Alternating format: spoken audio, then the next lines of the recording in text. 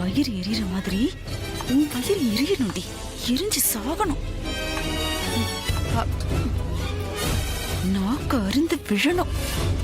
நீ கெட்ட கேட்டுக்கு விருந்தாடி கேக்குது உனக்கு விருந்து. உன் பவுசுக்கு நான் வைக்கிறேன்டி விருந்து.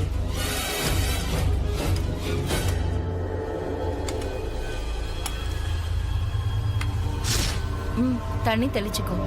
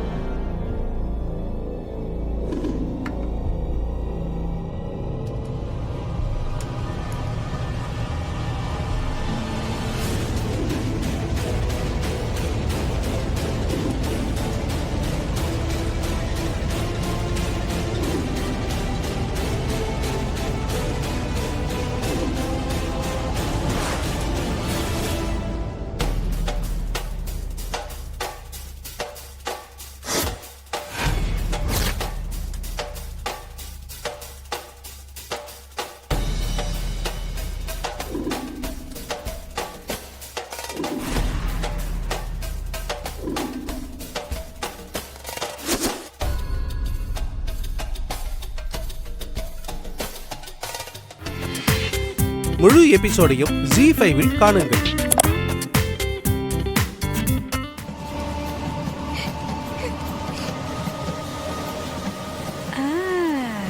அது எவ்வளவுதான் நடிப்ப, கண்ணுல தண்ணி வர ஆரம்பிச்சிருச்சுல்ல.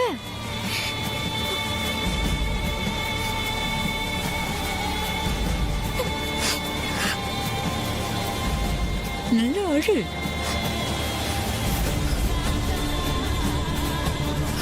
பார்வதி, என்ன ஆச்சு? ஏன் கண் கலங்குற? இல்லம்மா, எனக்கு என் அம்மா ஞாபகம் வந்துருச்சு. அம்மா ஞாபகமா? என்னம்மா சமாளிக்கிறா?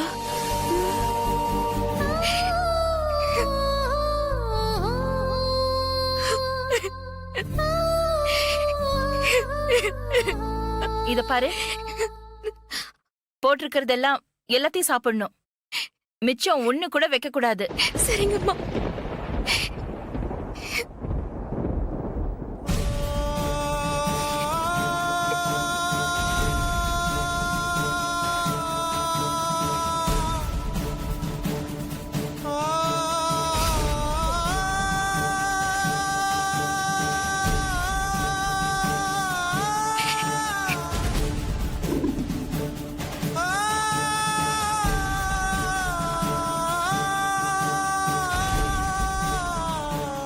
சோத்துக்கு செத்தவளே, இவ ஒரு ஜென்மமா?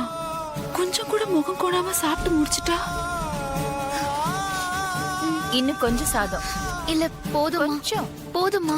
இதுவே வயிறு ஃபுல் ஆயிடுச்சு. வேணாமா?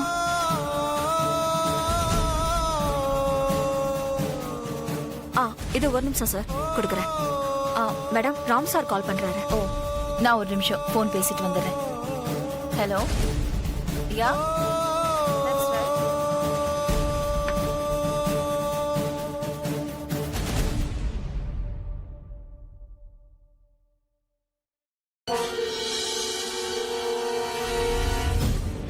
உனக்கு கொஞ்சம் கூட சூடு சொர்ணியே இல்லையாடி? உன் விருந்த கெடுக்கணும்னு அகிலா சமைச்சு முடிச்ச உடனே அந்த குழம்புல உருட்டப்பா மிளகா பொடியா அள்ளி போட்டிருந்தேன். உனக்கு கொஞ்சம் கூட காரம் உரைக்கவே இல்லையா?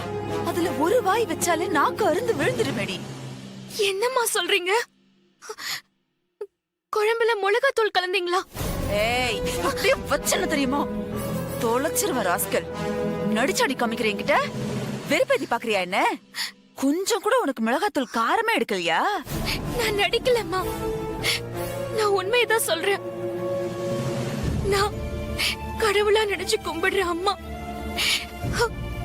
அவங்க கையால எனக்கு பரிமாறி நான் சாப்பிடும் போது எனக்கு சந்தோஷம் மட்டும்தான் தெரிஞ்சது. மத்த எதுவுமே தெரியல.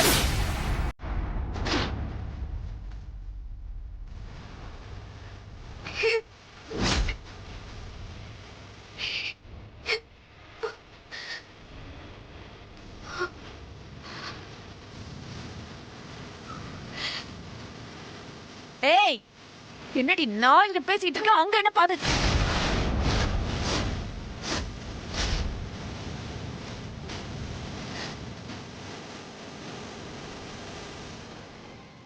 நீ எல்லாம் திருந்தவே மாட்டியா?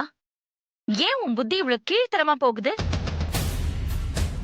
நீ கேட்டப்போ உனக்கு வகை வகையா வாய்க்கு ருசியா சமைச்சு போட்ட பார்வதிக்கு அவ சாப்பாட்டு விஷயத்துல இப்படி கெடுதல் பண்ணலாமா? இன்னும் 3 நாள்ல கல்யாணம் பண்ணிக்கிட்டு இந்த வீட்டை விட்டு அவ போயிட போறா. அதனாலதான் நான் அவளுக்கு லீவ் கொடுத்து கொஞ்சம் ரெஸ்ட் எடுக்க சொன்னேன். என் கையால விருந்துக்கும் ஏற்பாடு பண்ணேன். ஆனா இந்த குடும்பத்துல எனக்கு அடுத்த இடத்துல இருக்கிற நீ ஒரு வேலைக்காரி கிட்ட போய் இவ்ளோ கேவலமா நடந்துகிட்டு இருக்க. உன்னெல்லாம் நினைச்சா சி எனக்கே அவமானமா இருக்கு. என் மனசு வருத்தப்படக்கூடாதுன்னு சாப்பாட்டுல காரம் இருக்கிறத வெளியில காட்டிக்காம பார்வதி எல்லாத்தையும் சாப்பிட்டு முடிச்சா பாத்தியா? இதுக்கு பேர்தான் விஸ்வாசம். அவளை நினைக்கும் போது எனக்கு பெருமையா இருக்கு. விசுவாசம் எல்லாம் ஒண்ணும் இல்லக்கா. உங்ககிட்ட நல்ல பேர் வாங்கணுங்கிறதுக்காக வேஷம் போட்டு நடிச்சு கொட்டிட்டு இருக்கா. என்ன முழிக்கிற? சாப்பிடு. கொஞ்சம் கூட மிச்சம் வைக்காம எல்லாத்தையும் சாப்பிடு.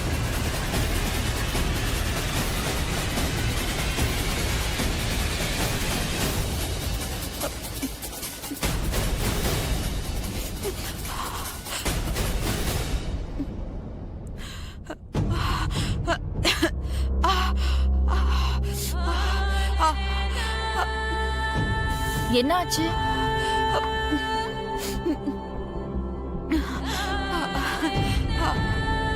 ஏன் கண் கலங்குற? பார்வதி எப்படி சாப்பிட்டான்னு பார்த்தல்ல, அதே மாதிரி சாப்பிடு.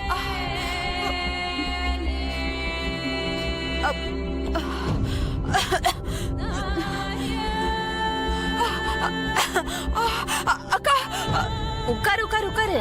எங்க போற? இல்லக்கா, போதும் போதும்க்கா, என்ன விட்டுருங்க, போதும். போட்டதெல்லாம் முழுசா சாப்பிட்டு முடிக்கணும். இப்ப தெரிஞ்சுக்கிட்டியா விஸ்வாசம்னா என்னன்னு? பார்வதியோட போட்டி போட கூட உனக்கு தகுதி கிடையாது.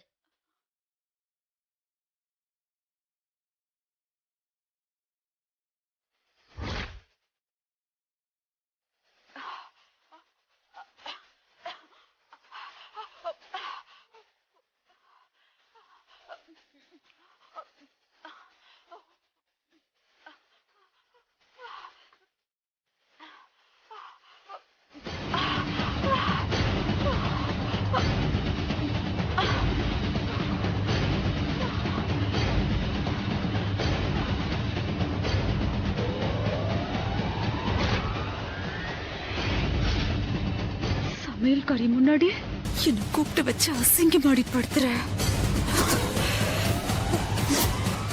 உங்களை விட மாட்டேன். இந்த கல்யாணத்தை நான் நடக்க விட மாட்டேன்டி. நீ நினைக்கிறது எதுவும் நடக்கவும் நடக்காது. விஸ்வாசத்துல நான் உன் கூட போட்டி போட முடியாதுன்னு சொன்னாலே அந்த அகிலாண்டேஸ்வரி, அவ முகத்துல நான் கரிய பூசுறேன்.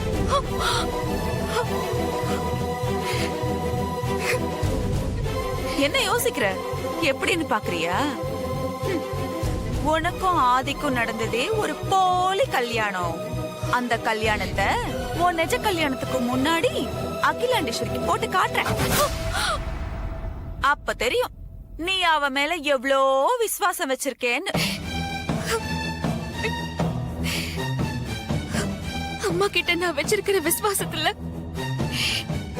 என்னைக்குமே குறை வச்சதே கிடையாதுமா. அன்னைக்கு அப்படி ஒரு சம்பவம் நடக்க காரணம் என்னன்னு உங்களுக்கே நல்லா தெரியும். முழு எபிசோடையும் Zee5 காணுங்கள்.